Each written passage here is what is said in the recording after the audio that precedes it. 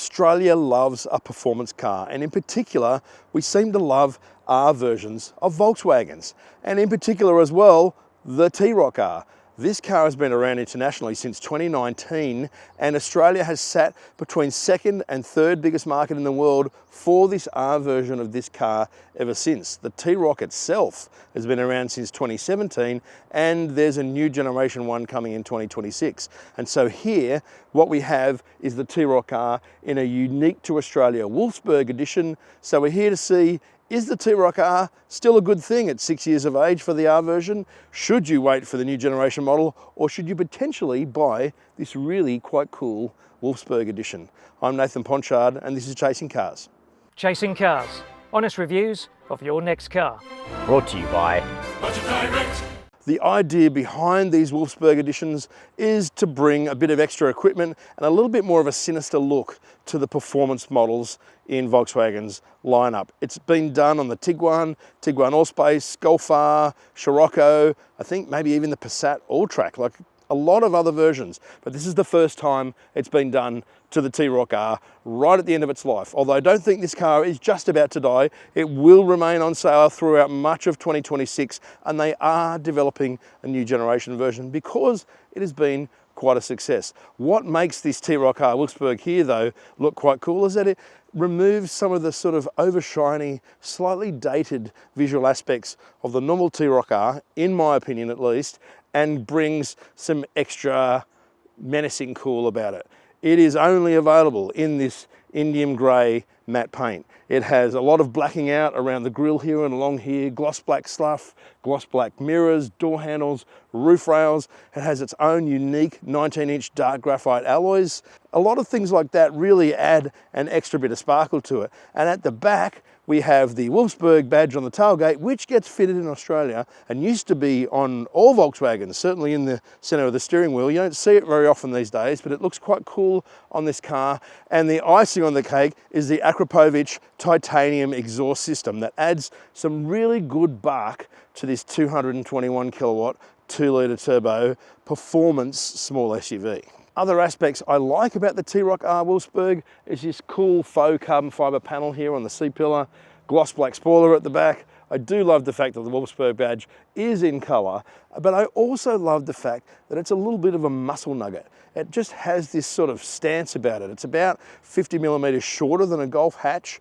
The wheelbase is about 40 millimeters shorter, and it has these cool little hips drawn on it at the back here, which are carrying over into the second generation. So clearly, people respond to the way this T-Roc R looks, and I think you feel that from behind the wheel too. The way you sit in the car and the way it performs very much fits in with the way it looks, which is something that I love about it. And yet, even though it is smaller than the Golf, inside this weirdly that's electric, because it's such a small car, does it even need to be electric? This is 392 litres, which is about 10, 12 litres more than what the Golf 8.5 is in a hatch, and yet it's a shorter car. That's rare in a small SUV, and I think it's a great aspect of buying a T-Roc R Wolfsburg.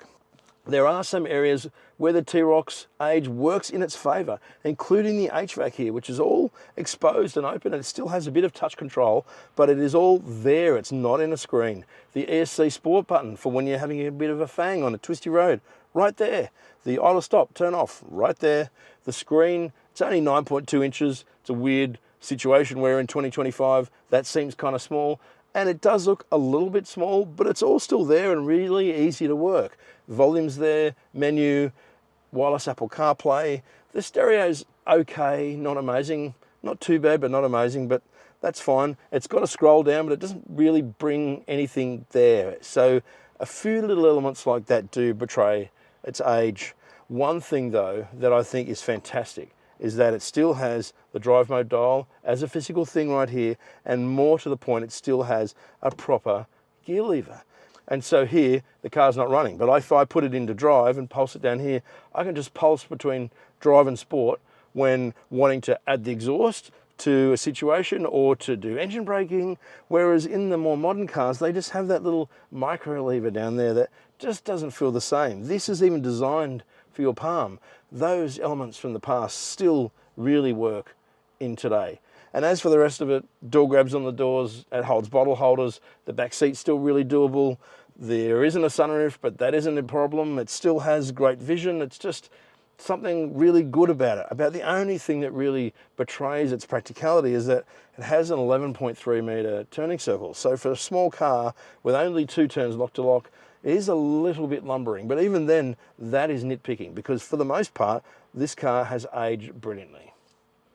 So while the T-Roc R is essentially what we would call a sticker pack, it does have those 19-inch graphite Pretoria alloy wheels, which are really cool and do look quite light, have 235 wide 19-inch tyres, and it does have the Akrapovic titanium exhaust, and that is a big benefit in my opinion, because the best thing about these wicked up 2-litre turbo Volkswagen engines is the exhaust sound that they make between gear changes with their dual clutch transmission. So we'll just give it a quick go here off the line.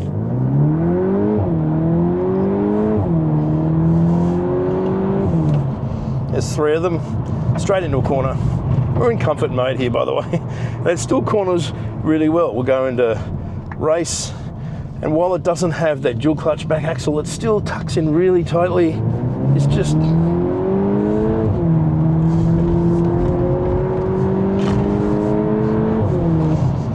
it's such a fun little hot hatch, and it is a hot hatch. It's not a small SUV. That is incidental. I feel like the shape of it, the weight of it, it weighs sort of 59 kilos according to their claims, combined with 221 kilowatts at 5,300 to 6,800 RPM and a 0 to 100 claim of 4.9 seconds. That's all ample performance in a little muscle nugget like this. We do also have launch control too, sport mode, ESC sport, hold the brake, flatten the accelerator, sits at 4 grand. Oh geez. And it belts those changes home. I think it'd be pretty easy for the T-Roc R to beat 0 to 100 in 4.9 seconds.